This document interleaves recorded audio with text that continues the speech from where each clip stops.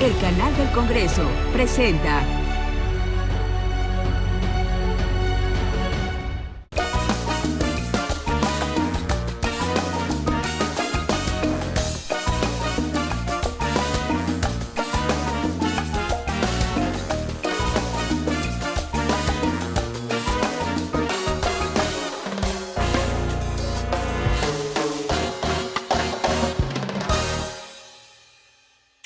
Durante el sexenio de López Obrador, se aprobaron varias reformas de profundo contenido social a la Constitución.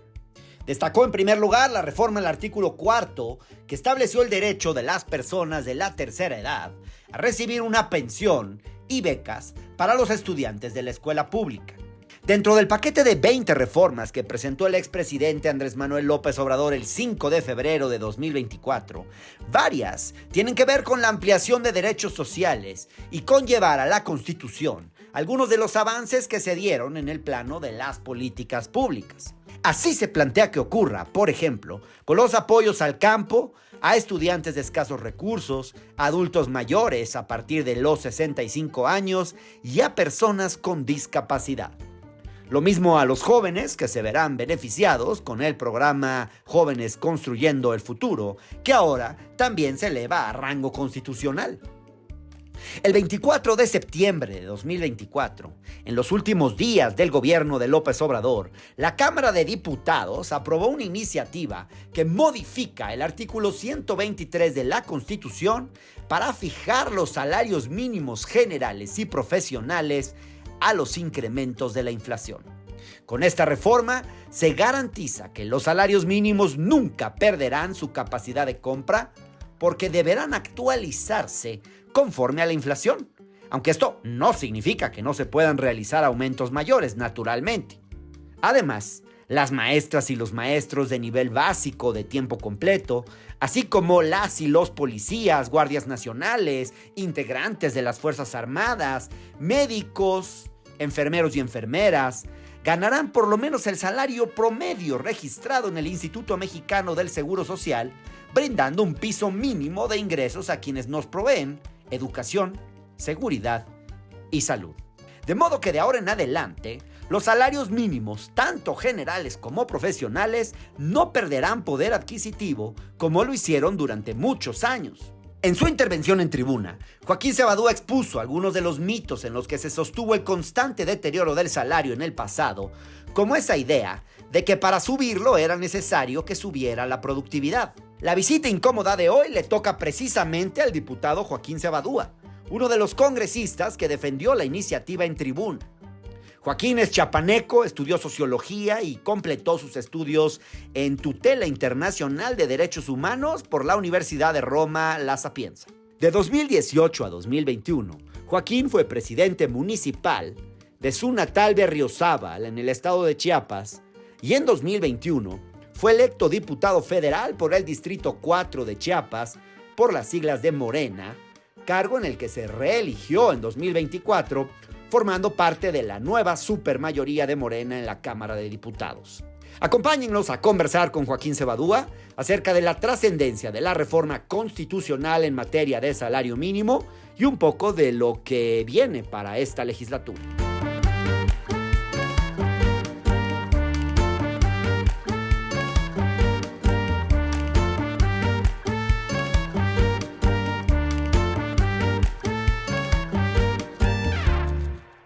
Joaquín, pues se aprobó una reforma muy importante en los últimos días del gobierno de López Obrador al artículo 123 constitucional, que pues de alguna forma es una garantía de que las conquistas en materia de salario mínimo durante la administración anterior no se pueden echar para atrás. Es una garantía absoluta. Ajá. Yo quisiera hacer un marco un poquito más amplio, ¿no? Sí. Un poquito en términos de lema, pero yo creo que se está volviendo una realidad. Cuando sacamos los resultados que sacamos en la elección, que los veíamos venir, los sentíamos en la gente cuando llegábamos. En mi distrito son 25 municipios, la gran parte de ellos rurales, y hasta la última comunidad decían: vamos a votar por usted por el plan C, ¿no? Sí. Sabíamos que iba a pasar esto. Algunos compañeros que estábamos buscando la elección consecutiva, para no decir la palabra que va a ser ya borrada la reelección. Ya no va a existir. Decíamos, pues vamos a hacer un constituyente de la Cuarta Transformación sin todo el peso de convocar un constituyente y demás, con esta oportunidad que da nuestra legislación de tener un constituyente permanente.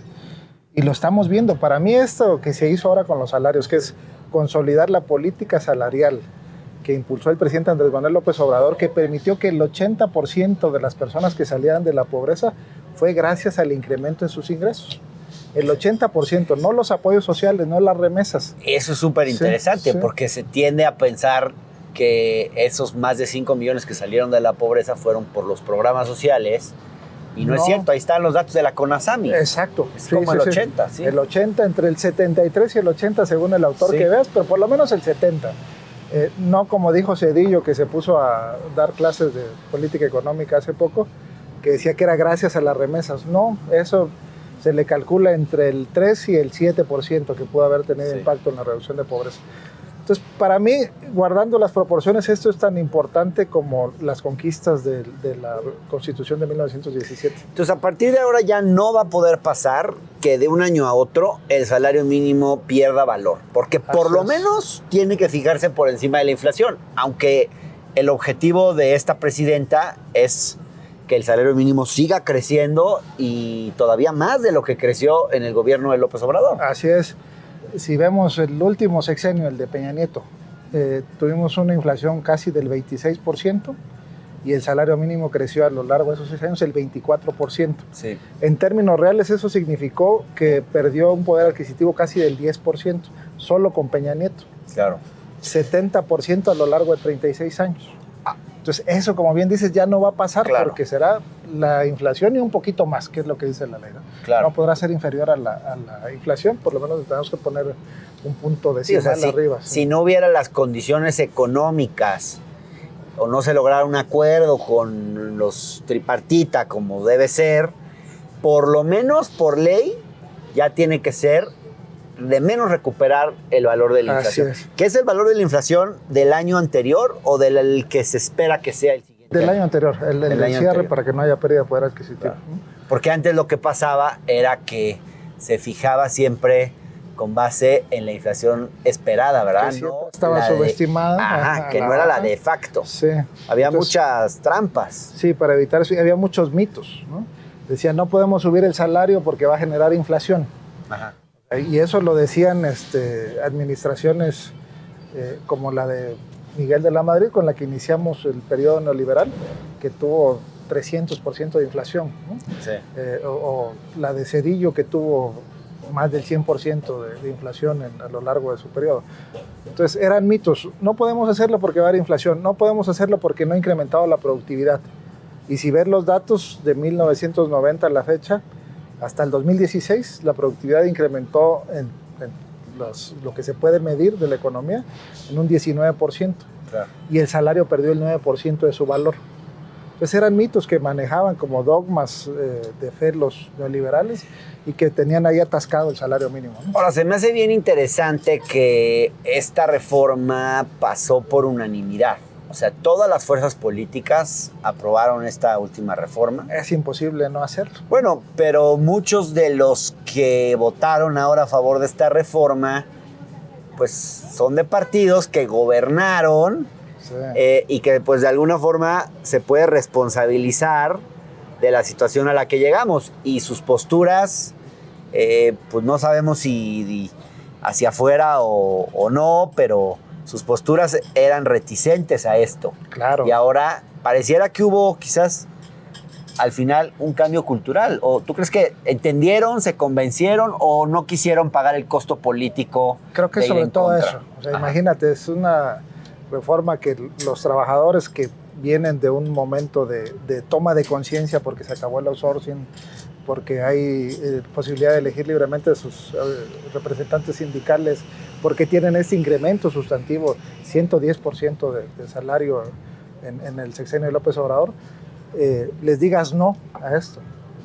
Yo en mi participación en tribuna, que fui de los que subió por Morena a hacer la posición a favor de la reforma constitucional, yo dije, no, está bien, hay un consenso, ¿no?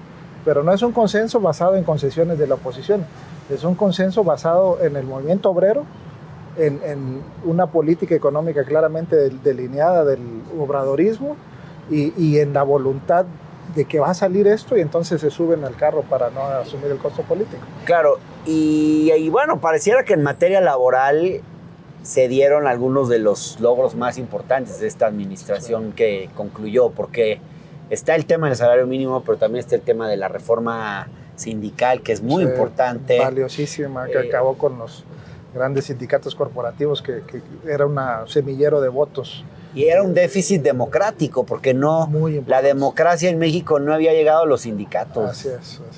Al contrario, tenías toda una legislación que permitía que se perpetuaran en el poder líderes sindicales hasta que la muerte los separara y luego del cargo, ¿no? Literal, ¿no? Sí, hasta que la muerte los separara del cargo, sí, totalmente.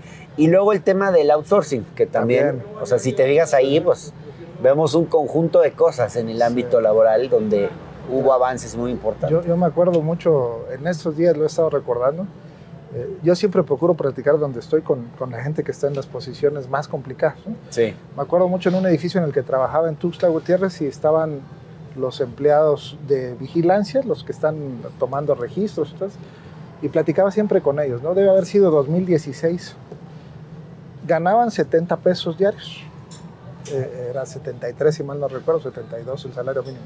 Trabajaban 12 horas, eran turnos de 12 por 12. Les daban seguridad social después de 6 meses de estar contratados. Era un fraude a la seguridad social porque la daban con ese salario, y logré averiguar en uno de esos casos y la empresa estaba cobrando 7,000, 8,000 pesos por la persona. Entonces cobraban 7,000, desembolsaban algo en gastos de administración y era un negocio redondo, se iban con utilidades del 100%. Sí. Y pues tenían de amigo al funcionario que era el encargado de las licitaciones, y el que absorbía todos los costos era el trabajador, con una jornada que no le permitía estar con su familia, que no le permitía garantizar lo mínimo para vivir, que no le daba seguridad social y que lo tenía viviendo exclusivamente para la subsistencia, para comer y transportarse al trabajo. Sí. Digo, tampoco es como que el salario mínimo hoy sea para irse de fiesta. O sea, todavía sigue habiendo un reto importante. Hoy lo decía la doctora, nuestra presidenta Claudia Sheinbaum en la mañana, el salario mínimo de hoy, 248 pesos, equivale a 1.6 canastas básicas. La idea, el objetivo es llevarlo a que alcance para 2.5 canastas básicas. Es decir, falta un tercio. El salario mínimo de ahorita es 2/3 de lo que va a ser. Al final de este sexenio, a números de hoy, sería un salario mínimo de 360, alrededor de 400 pesos. O sea, le falta un tercio más de valor. Le falta un tercio más recuperar su valor. Para pasar de la 1.6 canastas básicas a las 2.5. El número redondo es un tercio. Sí, ¿no? Claro. Entonces, ese salario va a permitir una vida mucho más digna para los trabajadores, como ya lo permite ahora, pero más, ¿no? Ahora, conquistado el tema del salario, ¿cuál crees que sería el siguiente paso que habría que dar en la agenda con relación a los trabajadores? ¿Sería el tema de la reducción de la jornada laboral? Sí, ¿Dónde está la prioridad? Esto te lo digo como opinión personal, o sea, yo por las 40 horas desde que se planteó. Tú estás con eso. En la legislatura anterior. Hoy fue muy clara también la presidenta, claro que queremos las 40 horas. Seguimos teniendo en México dos principales tipos de empresarios, unos que entienden las circunstancias y están dispuestos a generar consensos y a ceder muchos de los privilegios que acumularon a lo largo de 3 décadas, y otros que no le entienden y que quieren seguir teniendo todas las ganancias con los menores costos posibles, ¿no? Entonces, ¿qué decía la presidenta? Vamos a generar consensos. Sí lo queremos hacer de manera gradual para que no genere desequilibrios en la economía, pero sí lo vamos a hacer, y eso a mí me llena de aliento porque estamos muchos en la Cámara de Diputados puestos a hacerlo, también en el Senado seguramente, porque hay intereses siempre. O sea, vivimos en un país de grandes desigualdades y donde algunos de los que tienen la gran mayoría de la riqueza no están dispuestos a soltar nada, a tener esta prosperidad compartida de la que estamos hablando. Entonces, yo digo, tiene que fortalecerse los trabajadores en sus organizaciones sindicales y tienen que ayudarnos a que esto sea posible, a que se genere el consenso, que otra vez, que no sea una concesión graciosa del que puede hacerlo. Es bien interesante sino eso que haya dices. Suficiente fuerza como para que se diga, está bien, se tiene que hacer, ya lo tenemos que hacer, tenemos que renunciar a nuestras utilidades. Hay muchos estudios también que nos dicen que los empresarios mexicanos son de los que se quedan con mayor cantidad de utilidades, porcentaje de utilidades en relación a los trabajadores, ¿no? O sea, tú le estás diciendo a la sociedad civil, a los sindicatos, a los distintos grupos de presión que hagan su chamba, que no se queden dormidos, que no se queden esperando que las cosas ocurran. Las transformaciones no las hacen solo presión las clases gobernantes, los que estamos en los puestos, necesitamos del apoyo de la sociedad. Ahora, aquí Morena tiene una mayoría abrumadora en el Senado, en la Cámara de Diputados.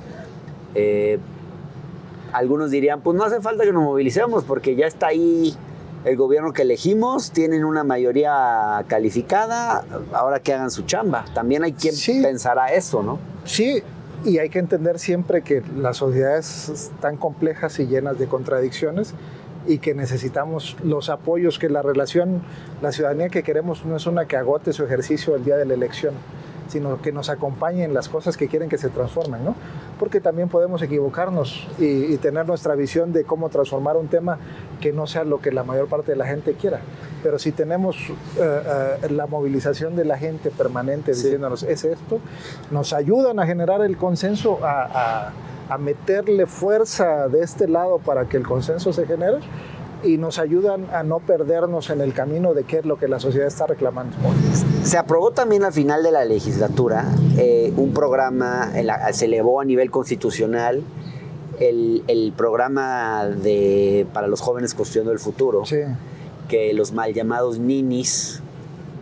Ahí también se está garantizando que una política pública no tenga retrocesos, ¿verdad? Así es, y que es importantísima en un país que sigue teniendo un bono juvenil muy importante. O sea, México sigue siendo un país joven, sigue siendo un país donde ya sea que termines de estudiar y no puedas insertarte inmediatamente en el mercado laboral, o que no estudies porque decidas aprender un oficio u otro, muchas veces no tienes la oportunidad de hacerlo. Entonces tienes garantizado un año con un salario mínimo por una capacitación para el trabajo que te permite insertarte al mercado laboral. Son políticas que en otros países apenas se están discutiendo y que ahorita ya está a rango constitucional. Ahora, ¿qué pasa si metemos tantas cosas en la Constitución, tantos derechos y en algún momento pues no hubiera los recursos para garantizar todos esos derechos? ¿Qué va a pasar? Yo creo que tiene que haber, otra vez, opinión personal.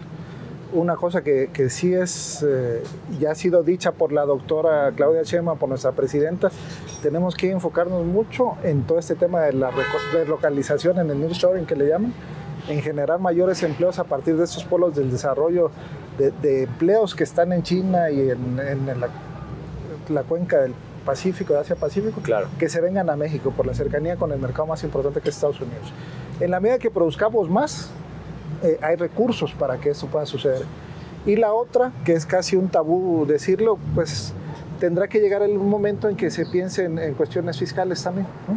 Es que pareciera que ese es el gran tema que la 4T ha evitado por mucho tiempo.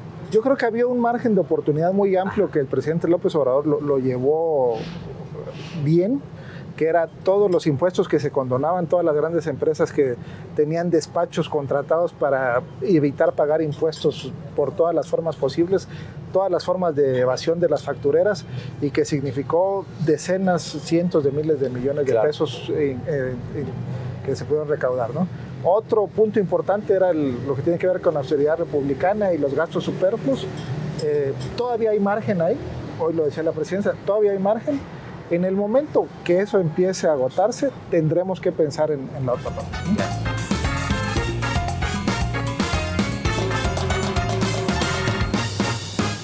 Ahora, en mi humilde opinión, diputado, esa era la gran reforma con la que tendría que haber terminado el gobierno de López Obrador. O sea, si López Obrador hubiera usado ese capital político que se logró en 2024 en una reforma fiscal, en vez de en una reforma al Poder Judicial, en mi opinión, pues ahora no sería Claudia la que tendría que pagar el costo político de una reforma fiscal y tendría mucha más disponibilidad de recursos para hacer mucha más y mejor política social.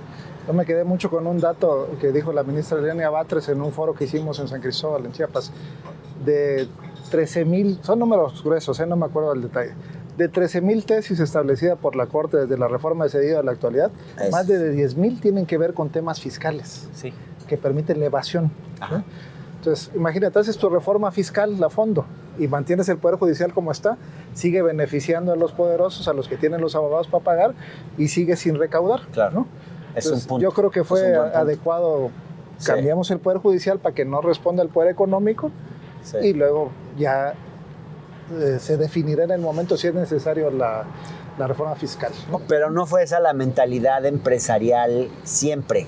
No, ¿De alguna claro forma que no. crees que López Obrador reeducó también a las élites empresariales de este país? Yo creo que los puso ante una realidad, ante un pueblo que ya estaba cansado de ser los que siempre se apretaran el cinturón, ¿no? Claro. O sea, estas cartones, caricaturas de los periódicos que se volvieron clásicas de sube 4 pesos el salario mínimo y el obrero con el cinturón cada vez más apretado, con la cintura así, y el empresario cada vez más lleno de recursos, ¿no? Ajá, sí, sí, O sea, sí. es una realidad que era insostenible ya. Claro. Y yo creo que lo leyeron en los resultados de 2018 y otra vez en los del 24. Dijeron, no, pues hay que abrirnos a las posibilidades. Joaquín, en materia social, ¿cuál crees que debiera ser el papel de la mayoría de Morena en el Congreso a partir de ahora, digo, de esta mayoría absoluta? ¿Respaldar las iniciativas del Ejecutivo o plantear sus propias alternativas en el ámbito social? Las dos cosas, no creo que haya un dilema ahí. O sea, yo estoy encantado de respaldar las iniciativas de la presidenta del Sistema Nacional de Cuidados con apoyos a las mujeres a partir de los 60 años, Ajá. las becas universales para los estudiantes de escuelas públicas.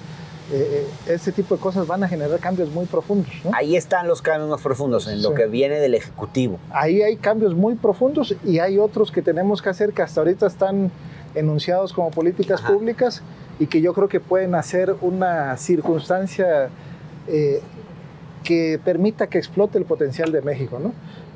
Como lo que explicó ahora de sus 100 puntos la presidenta en el Zócalo, que decía hacia el campo, no al glifosato, no a la producción basada en agroquímicos que envenenan las tortillas que llegan a nuestras mesas, ¿no? Sí, sí. No al monocultivo, apoyos a los pequeños productores del campo, tener cada vez más comida sana y cercana, ¿no? No al consumo que se puso también a los mexicanos en manos de las grandes empresas de las bebidas, de los refrescos, de las bebidas azucaradas o de las panes de calorías vacías, ¿no? Eso que la doctora enunció ahí, ya lo teníamos perfilado un grupo de compañeros que hemos trabajado con organizaciones como Sin Maíz No Hay País o la ANEC en una propuesta de ley de agroecología.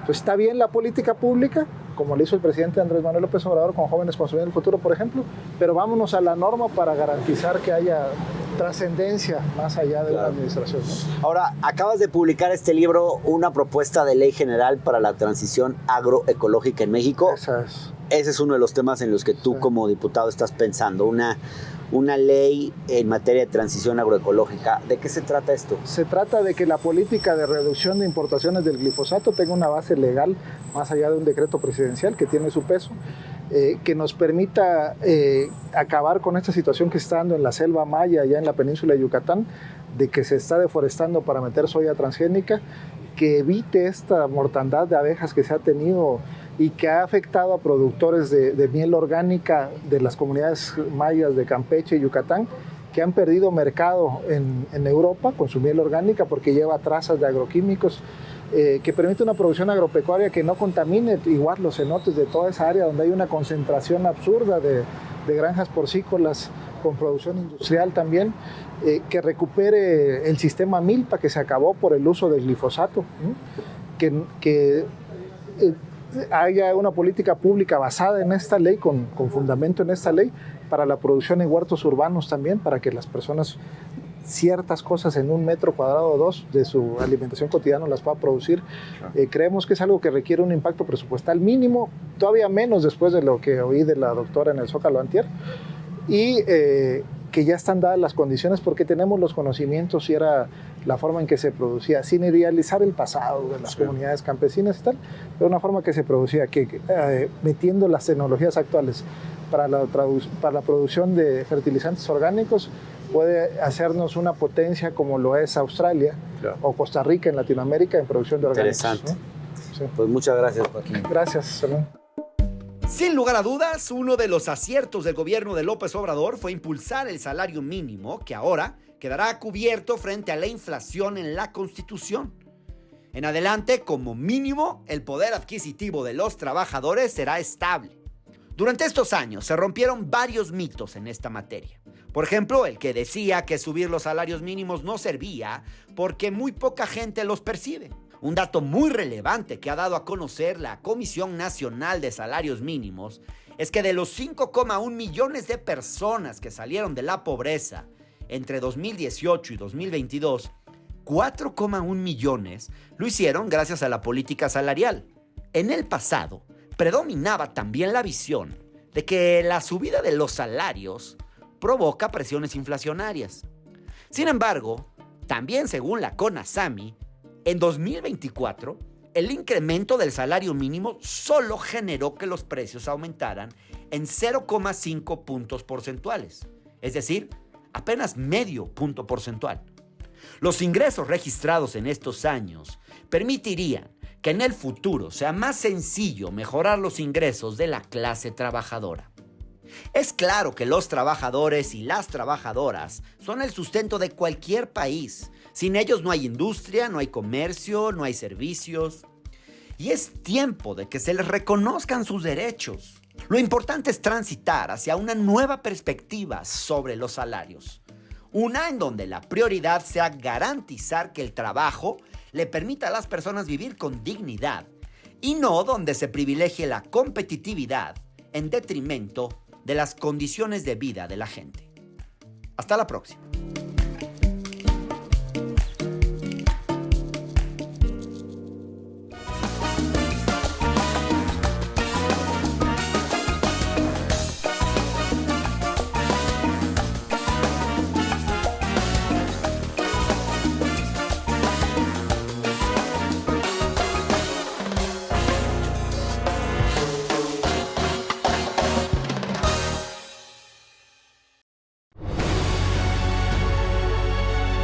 El canal del Congreso presentó